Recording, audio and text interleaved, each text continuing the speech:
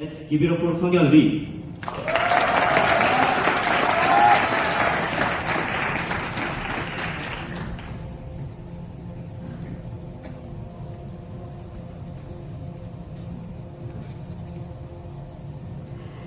Imagine two dancers on stage.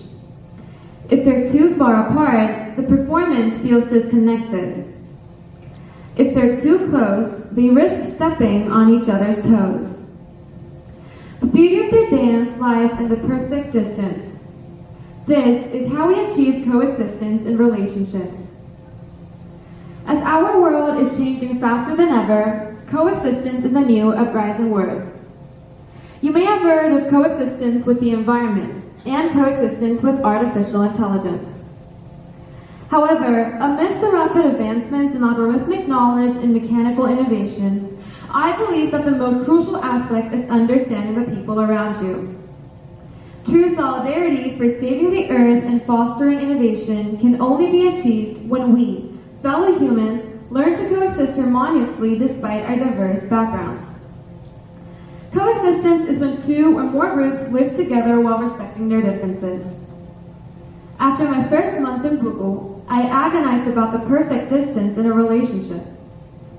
How can I maintain my individuality and stay dedicated to my goals while fostering close relationships with my friends? How can I find the right balance, close enough to connect but distant enough to be independent? I chose this topic to share with you the insights I've gained. Insights that have, in many ways, given me the keys to understanding harmonious coexistence. Edward Hall's proximate theory from 1966 explains the different types of personal space that surround individuals. It suggests the physical distance that occurs in various kinds of relationships. Public space is 3.5 to 7.5 meters. In this space, people perceive interactions as impersonal and relatively anonymous. At the moment, I would be in your public place. Social and consultative distances are 1.2 to 3.5 meters. And it is when people are comfortable conducting routine social interactions with strangers and acquaintances. This might be the case with you and your homeroom teacher. Personal space is 45 to 120 centimeters, which usually occurs between people who are family members or close friends.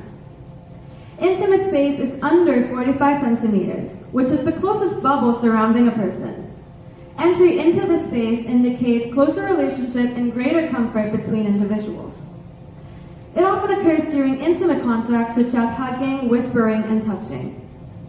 These spaces are carried around when people move, like a protection. But coexistence isn't just about physical distance. It also involves mental and emotional boundaries. The relational dialectics theory by Leslie Baxter and Barbara Montgomery suggests that all relationships are characterized by dialectical tensions. It means that we're always in the middle of opposing forces pulling us in different directions. There are three main types of dialectical tensions: autonomy and connection, openness and closeness, and predictability and novelty. Autonomy and connection are the tension between the need for independence and the desire for connection with others. Openness and closeness are the tension between the desire to share personal information and the desire for privacy and boundaries. Predictability and novelty are the tension between the desire for stability and the desire for change and excitement. How people handle these tensions varies greatly. People with high boundaries often experience the tension between the need for connection and autonomy. While they value relationships, they may prefer keeping some distance, especially if they feel that their autonomy is threatened. Individuals with low boundaries may lean toward connection and are more comfortable with open-ended, flexible relationships. However, they can sometimes feel frustration or internal conflict if they feel that their lack of boundaries compromises their sense of self. The difference between the level of these boundaries by people makes us confused. You might feel hurt when someone tries to distance themselves from you if you have lower boundaries. On the other hand, if you have higher boundaries, you might feel overwhelmed when people try to get too close. Think about your parents or your siblings.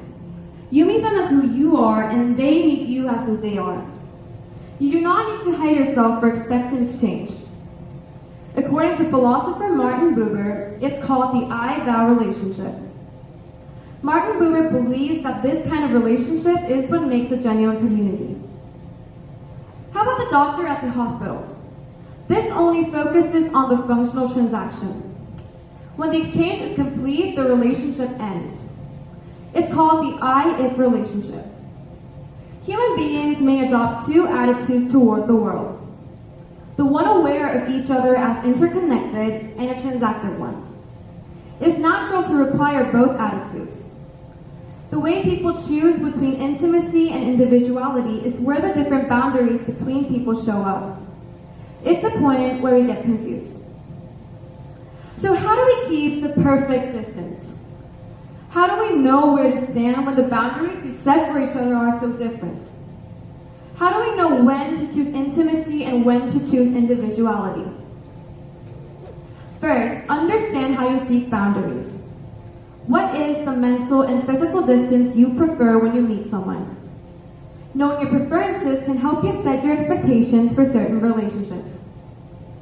Second, acknowledge the tensions and embrace them. Explore the conflicting needs and, if necessary, share them with your counterpart. Instead of trying to eliminate them, understand that it is natural to feel dialectical tensions and accept it as a moment for self-growth. Third, adapt to situations. Your distance does not have to be constant in every situation. Don't be stressed out to put everyone in a straight line at a fixed, perfect distance from you. You can change its distance depending on the context. Don't be afraid to learn through trial and error what distance works right for you. Fourth, communicate openly. Words like, I've had a rough day and I would need 30 minutes of alone time to charge my energy when I go to the dorm, can help the people around you understand your distance. Lastly, practice self-reflection and ask for feedback. Be open to reflecting on your own needs and desires and explore how they may be in conflict with the needs of others. Understanding your motivation can help you adjust your distance. Ask for feedback from people whom you can trust. Sometimes external perspective can help you identify your way of communication. People have different boundaries, and these boundaries often clash. The distance you want from your counterpart might be a little too close or a little too far away. However, everyone is on a journey to find the right balance between themselves and others. In healthy relationships, we learn that coexistence is a gift we give each other through the perfect distance, allowing growth, trust, and mutual respect. The art of coexistence lies in creating enough distance to honor individual freedom while nurturing the intimacy that brings us together. I would like to end the speech with an offer to you. How about we become a little more attentive towards the people around us? As much as we respect each other, we should know that how we define relationships, especially friendship, can vary from person to person. Think about how the boundaries we set for each other are different, and how the difference works perfectly for you too. And if it seems like it doesn't, the fact that you're aware of it is meaningful itself. It can be a starting point for you to look again at your relationships. Distance is the key. Thank you for listening.